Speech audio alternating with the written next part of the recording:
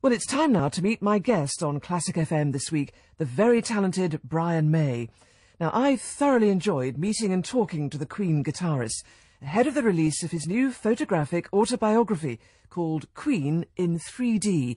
It's really amazing and a beautifully produced book. It uses something called stereoscopy to show photos of the band as we've never seen them before. Well, no, I hadn't heard of stereoscopy before either, but it is very clever, albeit a little hard to describe. Well, I think I'll leave it to Brian to elaborate on that and to tell you about his love of classical music. But we began by discussing how this new book came about. It was almost an accident, really. I didn't set out to document as we went along. I just happened to always have a 3D camera because I loved it. You know, I'm still fascinated by 3D photography, and I have been for, most of my life, since I was about 12, I suppose. Ever since I opened a Weetabix packet and found a stereo card in there and figured out how it was done. I've just loved it. You know, it's in depth, and a flat picture is nice. I like normal photography, but a picture in depth in 3D is so evocative, so incredibly vivid. And you get a viewer with the book, so you can see these things like you're looking through a window and you were actually there at the scene. And yeah, I always loved it. I always carried the cameras, different kinds of cameras. I collected the stereo cameras apart from anything else. I just loved them as things. Yes. And there was no plan to it. It was like, oh, let's take some pictures, let's do this. And sometimes we would arrive at a venue and I would give my stereo camera to one of the local photographers and say, snap away and see what you get. And I used to have to say, don't turn it on its side, because you can't do that with stereo. Otherwise you have to view it on your side. And occasionally they would get some great shots of us on stage. And this is Freddie's stuff, of course, and it's great to see Freddie alive and well and vibrant, and everything there, from the muscles, the sweat. It's so different in 3D. You really feel like it is extraordinary. I mean, you're right, aren't you? It's something very evocative about it. Is it because of the depth that you get? Yeah, well, it's the way we see the world anyway. Those of us, that's true. Unless we're unlucky enough to have impaired vision in some way. We have these two eyes for a very good reason. We've evolved that way. And if you cover one eye and keep your head still, you quickly realise how much you're missing. The amount of information you get from that stereoscopic experience is vastly more than you would get otherwise. So why would you make pictures in a flat form when you can make pictures which reproduce how we see the world? So to me, it's kind of a no-brainer. It's got to be better. And, there's various mechanisms. Sorry. I was just going to say it is very beautiful to look at. And I like physical books anyway. There's something about holding a physical book. I don't find e-books in any way the same. I'm the same. I love the paper, and I love the tactile quality of it. And also, this is a very Victorian thing. We've seen 3D in the movies now. I mean, I think James Cameron did a wonderful job of bringing respectability to 3D movies, because he did it right.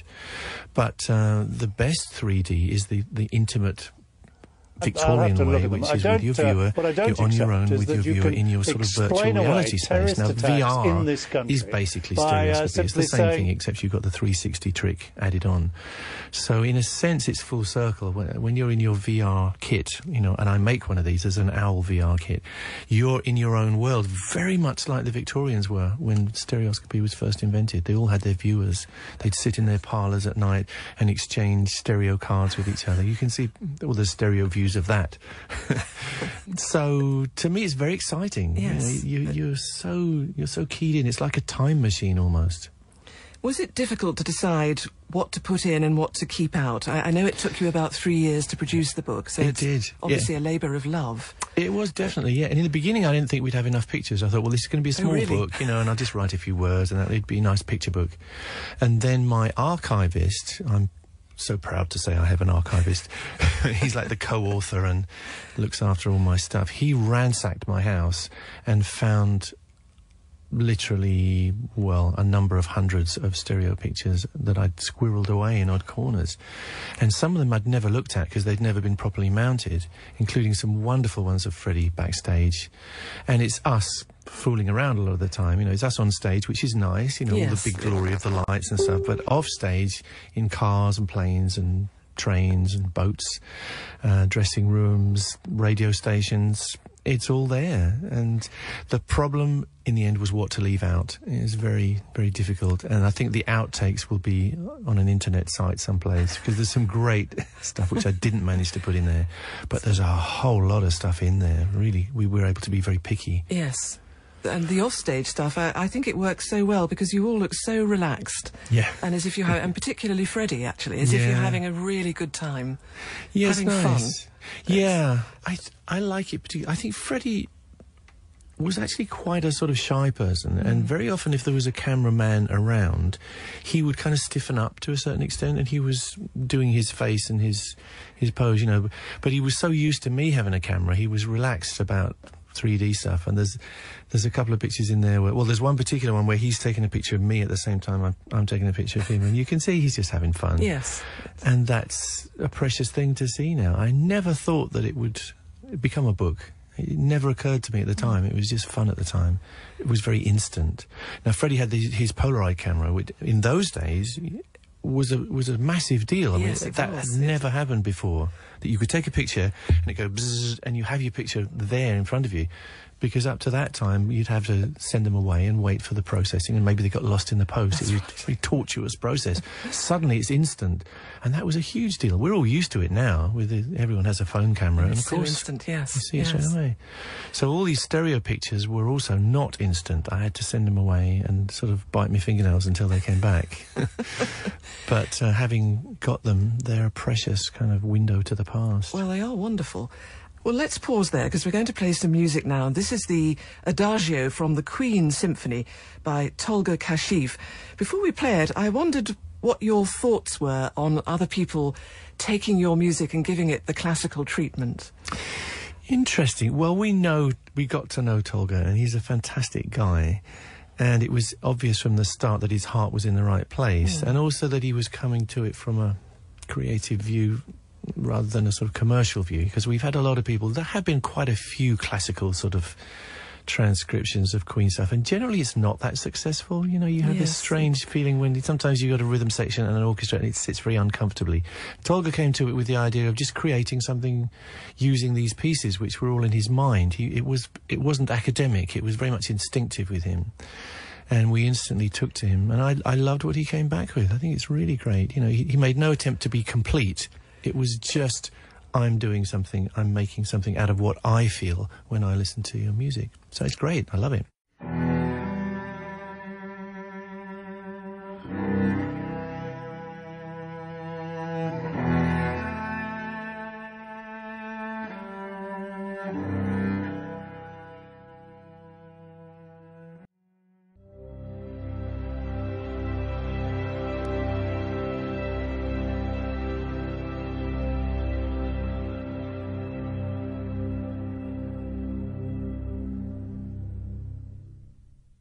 Encompassing the songs Who Wants to Live Forever and Save Me.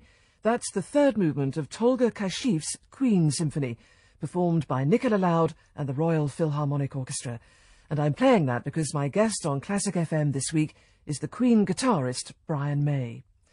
Now, aside from music, Brian has a PhD in astrophysics, and I asked him what it was that got him interested in astronomy in the first place. Patrick Moore. Oh, was it? Oh, it was definitely Patrick. Yeah, I used to beg to be allowed to stand up. What a character. Yeah, it was 10 p.m, which was after my bedtime. The Sky at Night was on. Yes. And it's funny, you know, we're talking classic music, aren't we, here? You know, the programme was introduced by a piece which Patrick himself chose, called At the Castle Gate, from Pelléas and Mélisande by Sibelius. Yes. And it's so evocative, it's so stirring. When I heard that, when I hear that music, my whole body gets a chill, and I can see the universe. It's just... And I think that was a big part of the success of the programme. It wasn't what they chose originally. I forget what they chose, but he went, no, nonsense, we're not having that. We're having Pelléas and Mélisande. So he was absolutely my hero, and I wanted to do that. I wanted to be out there in the stars with him. And much later in my life, I was incredibly privileged to meet him kind of socially, not due to astronomy, oddly enough, but due to the fact that we had a mutual friend who was producing radio programmes. And we became great friends. He became like an uncle to me, Patrick. And I was able to kind of in the end rescue him and stop him going into a home and keep him in his house, which is a nice thing. So we became very close, and it's thanks to him that I returned to the PhD, and I actually got the doctorate 30 years after I started it. I am now Dr. May. Was he prompting you to go back to it then? Absolutely, yeah. He said, you can yes. go back to it, Brian. Yes, of course you can get your PhD. I went, Patrick, there is no chance. You know, this stuff's gone from my head. He said, no, rubbish. Of course you can do it.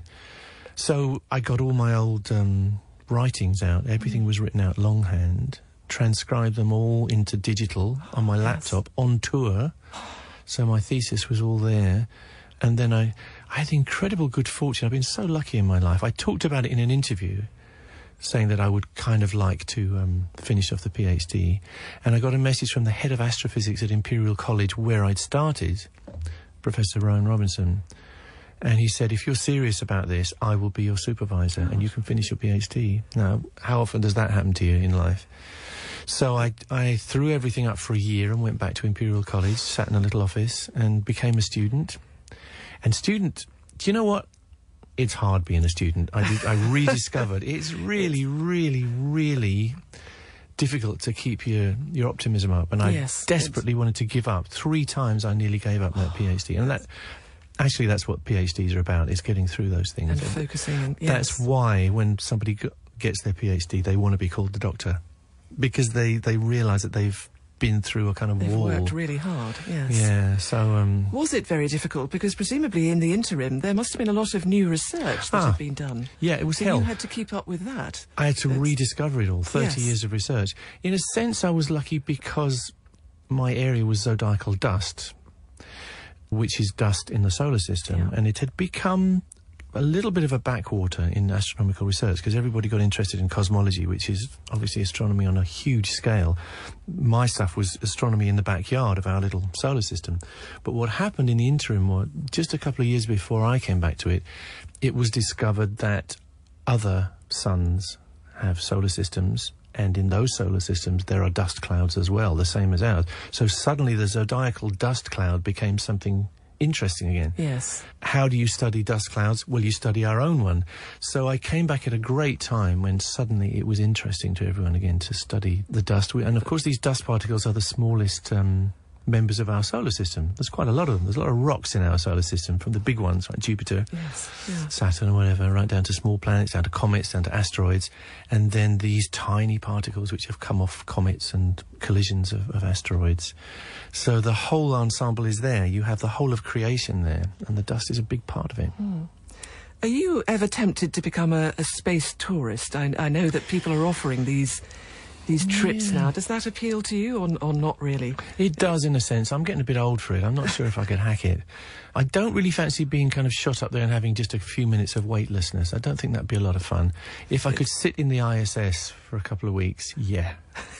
If somebody offered me that, would be a bit special, wouldn't I it? think I would do that. Just watch the world turn. That must be incredible. Oh, I don't think you'd ever forget that experience, would you? No. I've been in touch with some of the people who have, Tim Peake, who was up there, I've met, and a couple of the other astronauts. In fact, I've met a lot of people who've been up in the ISS. And it sounds great. There's a price to pay. There's hard sides to that. But I guess it's a bit like going on tour. You don't see your family for a while.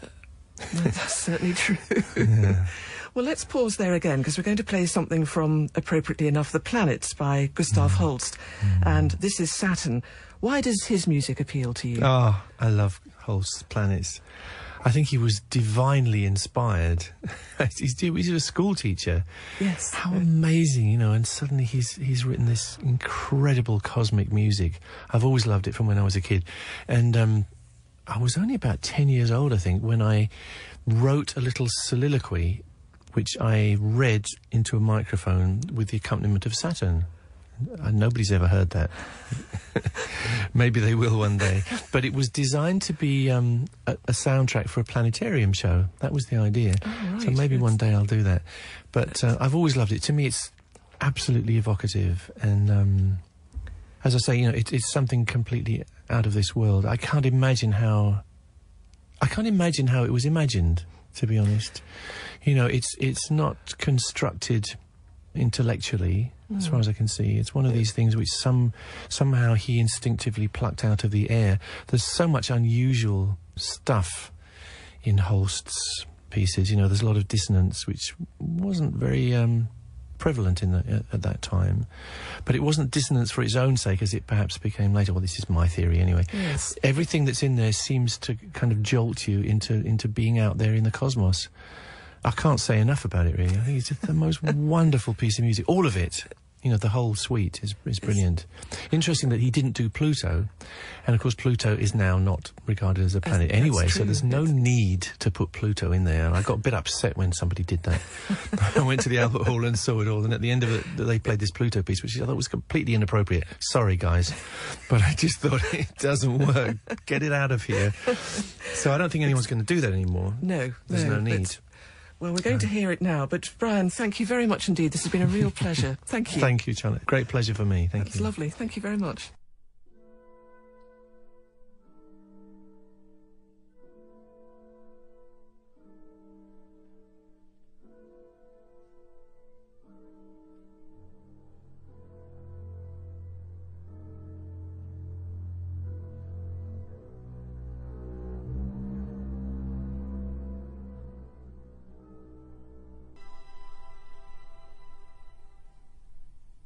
Simon Rattle and the Berlin Philharmonic Orchestra with Saturn, the Bringer of Old Age, from The Planets by Holst. And that's a favourite of Brian May, who I hope you agree was a charming guest. The Queen in 3D book is out now, so do look out for it.